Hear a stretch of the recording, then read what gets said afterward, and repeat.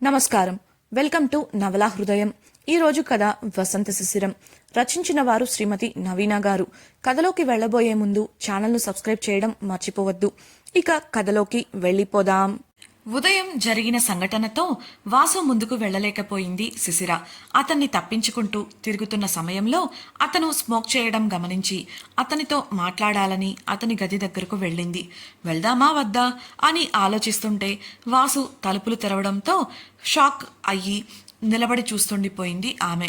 వాసు కూడా అకస్మాత్తుగా ఎదురుగా కనపడిన శిశిరను చూసి మొదట షాక్ అయినా తర్వాత ఏంటన్నట్లు కళ్లతోనే అడిగాడు. శిశిర బిడియంగా చేతులు వెనక్కు పెట్టుకొని నిలబడి తల వంచుకొని నేను మీతో ఒక విషయం మాట్లాడాలి అని అంది. దాంతో చుట్టూ చూసిన వాసు అక్కడ పనివాళ్లు పనిచేస్తుండటం గమనించి సరే లోపలికి రా అని లోపలికి వెళ్ళిపోయాడు. కాస్త ఇబ్బందిగానే లోపలికి వెళ్ళింది శిశిర. సోఫాలో కూర్చున్న వాసు ఏం మాట్లాడాలి అని అడగడంతో అది అది అంటూ నసుగుతోంది. ఆమె తన దగ్గర ఏదో చెప్పడానికి సంశయిస్తుంది అని అర్థం చేసుకున్న వాసు నువ్వు ఏ విషయమైనా నాతో నిరభ్యంతరంగా పంచుకోవచ్చు అని చెప్పాడు. దాంతో ఆమె దీర్ఘంగా శ్వాస తీసుకొని వదిలి కాస్త ధైర్యం కూర్చుకొని మీరు సిగరెట్ తాగుతారా అని కన్ఫర్మ్ చేసుకోవడానికి అడిగింది. అంతకుముందు తాను ఫోన్ మాట్లాడుతున్నప్పుడు కనిపించిన నీడ శబ్దం శిశిరవే అని అర్థం చేసుకున్న వాసు ఆమెను కాస్త టీస్ చేద్దాం అనుకున్నాడు. ఆమె చేయి పట్టుకొని మీదకు లాక్కొని నువ్వే చెప్పు అని ఆమెకు దగ్గరగా ఉండి అన్నాడు. అతడి నోటి నుండి వస్తున్న సిగరెట్ వాసన భరించలేక ముక్కుకు చేతిని అడ్డుపెట్టుకుంది శిశిర. ఆమె ఇబ్బంది పడటం గ్రహించి ఆమెను వదిలేయగా కాస్త దూరం జరిగి కూర్చుంది. ఏ మానేయమని చెప్పడానికొచ్చావా? సోఫాలో వెనక్కు వాలి సన్నని నవ్వుతో ఆమెను చూస్తూ అడిగాడు వాసు. శిశిర కాస్త ధైర్యం తెచ్చుకొని మీరు ఇప్పుడే కదా రికవర్ అవుతున్నారు, ఇలాంటి సమయంలో ఇలా స్మోక్ చేయడం మంచిది కాదు కదా అని అంది. ఆమెను చూస్తూ వచ్చే టెన్షన్స్కి తెలియదు కదా నేనిప్పుడే కోలుకుంటున్నానని, వాటి దారి వాటిదే మన దారి మనదే అన్నాడు వాసు. అతడి మాటలకు విసుగు పుట్టినా పైకి చూపించలేక చిన్నగా మాట్లాడుతూ డ్రింక్ చేయడం వల్ల కూడా లిమిటెడ్గా ఉన్నంత వరకు పెద్దగా హెల్త్ పాడవదు, కానీ మీరు స్మోక్ చేస్తే మీతో పాటు చుట్టూ ఉండే 10 మంది హెల్త్ మీరు పాడు చేస్తున్నట్లే తెలుసా? అయినా మీరు టెన్షన్లో అలా చేసి ఉండొచ్చు, కానీ టెన్షన్ని తగ్గించుకోవడానికి అది మాత్రమే దారి కాదు కదా, వేరే మార్గాలు చాలానే ఉన్నాయి అంది చిరుకోపంగా. అవునా, ఏంటవి అంటూ ఉత్సుకతతో ఆమె పక్కకు జరిగి ఆమెనే సూటిగా కళ్ళలోకి చూస్తూ అడిగాడు వాసు. అతడి చూపులకు తడబడి కంగారుగా తన చేతిలో అప్పటి వరకు వాసుకి కనబడకుండా దాచిపెట్టుకున్న డార్క్ చాక్లెట్ బాక్స్ని అతని చేతికి అందిస్తూ అతడిని చూడకుండానే ఇక మీ హెల్త్ మీ ఇష్టం అని మొహమాటంగా చెప్పి సోఫాలోంచి లేచింది. అక్కడ ఉండలేక ద్వారం వైపుగా కదిలింది. అప్పటికే ఆమె కదలికలను గమనించిన వాసు త్వరగా కదిలి వెళ్తున్న ఆమెను వెనుక నుండి గట్టిగా హత్తుకున్నాడు. పెదవులను ఆమె చెవికి తాకించి గుసగుసగా నాకు ఇంకో దారి కూడా తెలుసు అని అనగా అతడి స్పర్శ ఊపిరి ఆమెలో గిలిగింతలు రేపాయి. కంగారుగా అతన్ని విడిపించుకోవాలని ప్రయత్నించింది, కానీ అది ఆమెకు సాధ్యపడలేదు. దాంతో కదలకుండా అలానే మౌనంగా నిలబడిపోయింది. అప్పటికే ఆమె శ్వాస వేగాన్నందుకోగా మనసు కలవరపడుతోంది. అతడు ఆమెను ఇంకా దగ్గరగా పొదివి పట్టుకొని కాసేపు ఇలానే ఉండవా అని చెప్పి ఆమె భుజంపై గడ్డం ఆనించి కళ్ళు మూసుకొని అలానే ఉండిపోయాడు. అతడు ఏం చేస్తాడో ఏమో అన్న కలవరపాటు మదిలో కలుగుతున్నప్పటికీ ఆ సమయంలో శిశిర కూడా ఏమీ చెయ్యలేక బొమ్మలా నిలబడిపోయింది. 15 నిమిషాల తర్వాత ఆమెను వదిలి తనకు ఎదురుగా నిలబడేలా త్రిప్పుకుంటూ థ్యాంక్ యూ శిశిర అని ఆమె ముంగురులను సున్నితంగా సవరిస్తూ you are my stress buster, you are my happiness, you are my everything అని ఆమె కళ్ళల్లోకి చూస్తూ ఎంతో ఎమోషనల్గా అన్నాడు. అతడి కళ్ళల్లో ఆమె పట్ల అతడు చూపిస్తున్న ప్రేమ ప్రతిబింబిస్తుంటే ఆమె కళ్ళల్లో అప్రయత్నంగా సన్నని కన్నీటి పొర చేరింది. అది చూసిన వాసు ఆమెను నవ్వించడానికి కొంటెగా చూస్తూ నాకు ఇంకొక దారి కూడా తెలుసు అని అన్నాడు.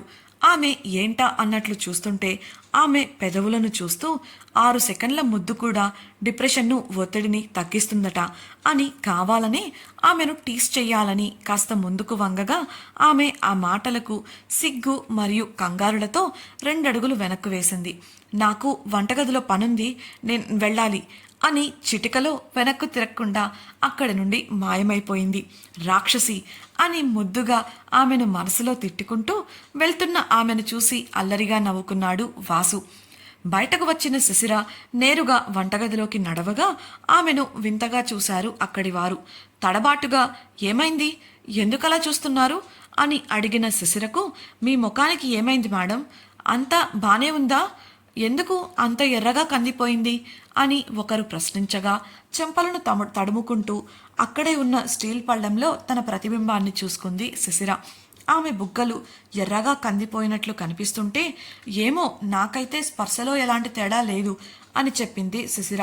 ఆమె ప్రక్కకు వచ్చిన నిర్మల, మీరు ఎక్కడి నుండి వస్తున్నారు మేడం అని అడగగా యథాలాపంగా, అది వాసుగారితో మాట్లాడి వస్తున్నాను అన్న శిశిర అక్కడ జరిగింది తలుచుకోగా అప్పటికే కాస్త సాధారణంగా మారుతున్న ఆమె బుగ్గలు మళ్ళీ కెంపులయ్యాయి.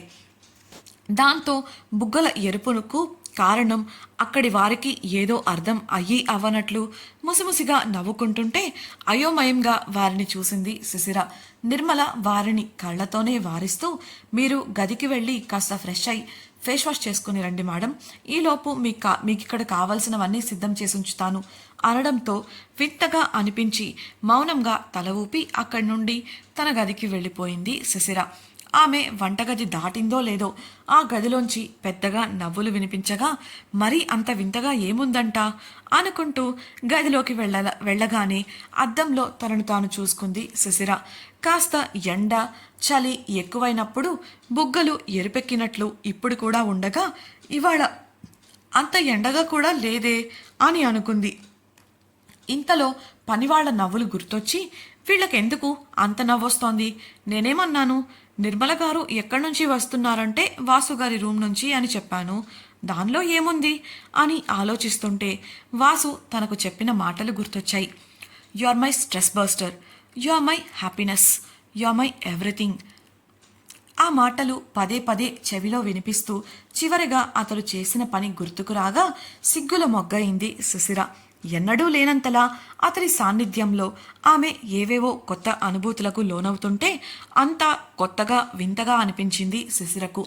అప్పుడే పరధ్యానంగా తనను తాను అద్దంలో చూసుకున్న శిశిరకు మళ్ళీ తన చెంపలు ఎరుపుగా మారడం గమనించింది. దాని వెనుక గల కారణాన్ని అప్పుడు సరిగ్గా గ్రహించగా పనివాళ్ల నవ్వులకు ఉన్న పరమార్థాన్ని అర్థం చేసుకుంది.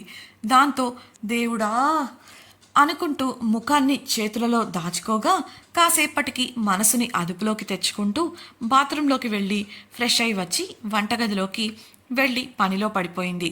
ఆ తర్వాత వాసుతో పాటు భోజనం చేస్తుండగా, ఈవినింగ్ మనం బయటకు వెళ్దాం శిశిరా, 5 కల్లా సిద్ధంగా ఉండు అని చెప్పేసి వాసు భోజనం తినడం అయిపోవడంతో డైనింగ్ టేబుల్ నుంచి లేచాడు. చెయ్యి కడుక్కుంటూ నిర్మలతో, నిర్మల గారు, రాత్రి భోజనం మేం బయట చేస్తాం కాబట్టి మీరు మిగతా పనులు చూసుకోండి అని చెప్పి అక్కడి నుంచి తన గదికి వెళ్ళిపోయాడు వాసు. శిశిర మాత్రం ముఖం ఉక్రోషంగా పెట్టుకొని, అబ్బా వాసు గారితో బయటకా, నేను రాను అని చెప్పడానికి కూడా ఒపీనియన్ అడగకుండా ఆర్డర్ వేసినట్లు చెప్పేసిపోయారు, తప్పించుకునే మార్గమే లేదే అనుకుంటూ తినేసి తన గదికి వెళ్ళిపోయింది శిశిర.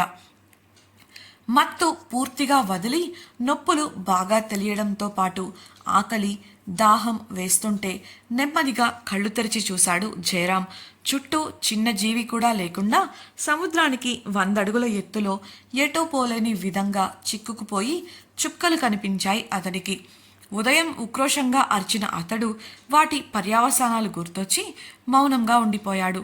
ఒకవేళ అరుద్దాము అని ఎక్కడో ఒక మూల అనిపించినా శరీరంలో అంత శక్తి లేక నెమ్మదిగా లేచి కూర్చున్నాడు. అంతలోనే భూపతి అడ్డా నుండి చిన్న శబ్దం లేకుండా ఎవరికీ అనుమానం రాకుండా తనను అలా తీసుకురావడం అంటే సామాన్యులు కాదు అనిపించింది. మర్యాదగా, ఎవరన్నా మీరు, నన్నెందుకు తీసుకొచ్చారు అని అడిగాడు. అతడికి ఎలాంటి స్పందన రాలేదు. మళ్ళీ మాట్లాడుతూ, దయచేసి చెప్పండన్నా, మీకేం కావాలన్నా చేస్తాను. దయచేసి నన్ను వదిలేయండి. మీరెవరో చాలా శక్తివంతులు అని నాకు అర్థమైంది. మీతో పెట్టుకోవాలని నేను అనుకోవడం లేదు. దయచేసి నన్ను ఈసారికి క్షమించి వదిలేయండి. ఇంకోసారి మీ జోలికి కూడా రాను అని బ్రతిమిలాడటం మొదలుపెట్టాడు. గంట తర్వాత అతడికి ఆ కంటైనర్లో ఉన్న ఒక ఫోన్ రింగ్ వినపడింది. ఫోన్ అక్కడ ఉంది అన్న ఆనందంతో ఒంట్లో సత్తువలేకపోయినా అతి కష్టం మీద లేచి దానికోసం వెతికాడు.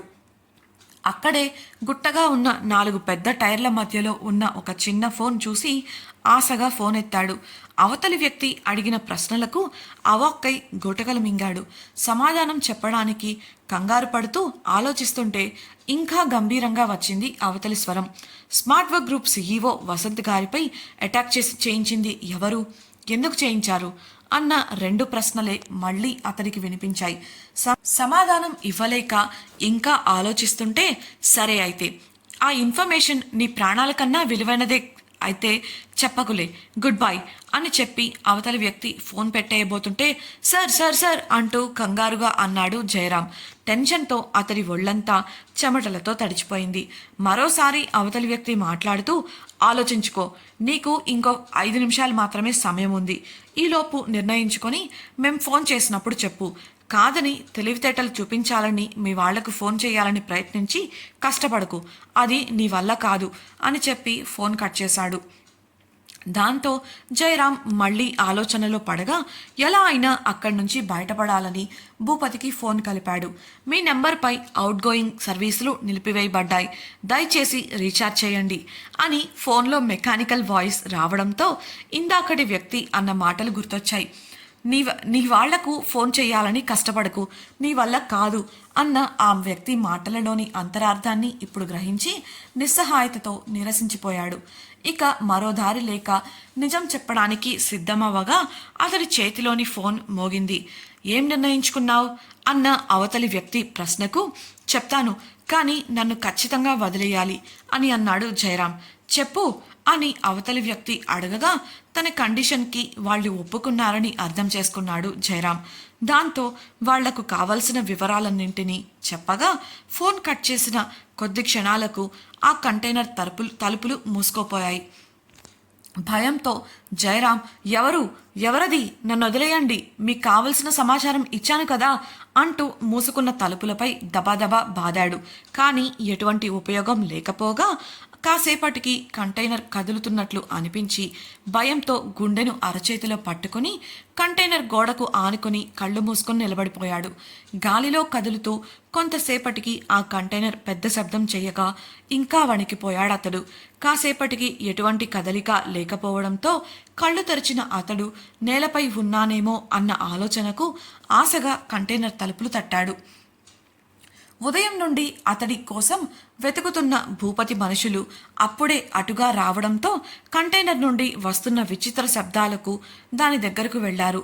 అదే తమ పోయిన కంటైనర్ అని గుర్తించి వేగంగా తలుపులు తెరిచారు. దాంతో జయరాం బయటకు వచ్చి వేగంగా గాలి తీసుకుంటూ అప్పటి వరకు పడ్డ వేదనకు ఫలితంగా ఉన్న చోటునే కుప్పకూలిపోయాడు. అక్కడ భూపతి మనుషులతో పాటు చాలా మంది పోర్ట్ ఎంప్లాయీస్ కూడా ఉన్నారు. అప్పుడే అక్కడికి వచ్చిన భూపతి ముందు హాస్పిటల్కి తీసుకెళ్లమని కొందరికి చెప్పి, ముందు ఇదెలా జరిగిందో తెలుసుకోండి, ఒక్కడు కూడా తప్పించుకోకూడదు అంటూ ఇంకొందరిని పురమాయించాడు. అప్పుడే వారి ప్రక్కగా వారినే చూసుకుంటూ ఎవరికి అనుమానం రానట్లు ప్రవర్తిస్తూ పోర్ట్ ఎంప్లాయీస్ క్యాపులను ధరిస్తూ అక్కడి నుండి వెళ్ళిపోయారు సంపత్, రుద్రలు. అవును, ఇప్పటి వరకు జరిగినదంతా చేసింది వీళ్లే. డేవిడ్ చెప్పిన పని పూర్తి చేసిన వీళ్లకు కిషోర్ ఫోన్ చేసి కలవమని చెప్పాడు. హోటల్లో వారిని కలిసి వసంత్పై జరిగిన అటాక్ను వివరించి దీని వెనుక ఉన్న వాళ్ల వివరాలను కావాలని చెప్పాడు. దాంతో ఇక్కడే ఉండి ఇప్పుడే ఆ పనిని పూర్తి చేశారు వారు. పోర్ట్ నుండి బయటకు వచ్చిన రుద్ర కిషోర్కి అతడు తెలుసుకున్న వివరాలను పంపించాడు. దాంతోపాటు జయరాం మాట్లాడిన మాటలను కాల్ రికార్డ్ చేసి పంపాడు సాక్ష్యంగా. అవన్నీ చూస్తున్న కిషోర్కు మరో మెసేజ్ రాగా దాన్ని చూసి నొసలు చిట్లించాడు. తనకు వచ్చిన డీటెయిల్స్ అన్నింటినీ వెంటనే వాసుకు ఫార్వర్డ్ చేశాడు కిషోర్. ప్రేమ నివాసం. అప్పుడే భోజనం తిని గదిలోకి వచ్చిన వాసు ఫోన్కు మెసేజ్ నోటిఫికేషన్ రావడంతో తీసి చూశాడు. వాయిస్ రికార్డింగ్ ప్లే చేయడగా జయరాం గొంతు వినపడింది. ఈ అటాక్ వెనుక ఎవరున్నారు అనేది పూర్తిగా నాకు కూడా తెలియదు అన్నా. నెల క్రితం నాకు కొరియర్ వచ్చింది.